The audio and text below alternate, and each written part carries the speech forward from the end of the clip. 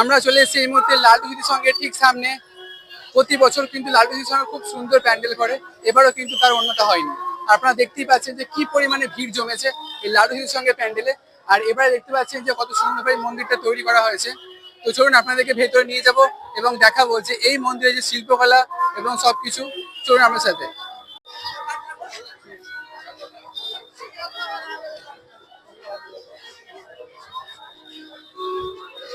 আপনারা দেখতে পাচ্ছেন যে আমরা ধীরে ধীরে মূল মণ্ডপের মধ্যে প্রবেশ করছি। এবার আপনাদেরকে দেখাচ্ছি যে লালটুজির সঙ্গে যে পুজো প্যান্ডেল এবং পুজো মণ্ডপ, তার দুটোই কিন্তু অসাধারণ কারুকার্য করা হয়েছে।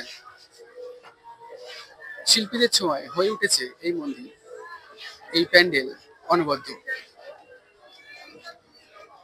আমরা এখন ধীরে ধীরে প্রবেশ করেছি লালটুজির সঙ্গে মূল পুজো মণ্ডপে এবং আপনারা সামনে দেখতে পাচ্ছেন যে লালটুজির সঙ্গে দুর্গা প্রতিমা।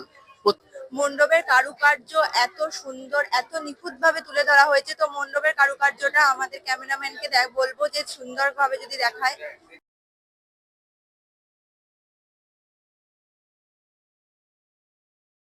বলবো দেখো এই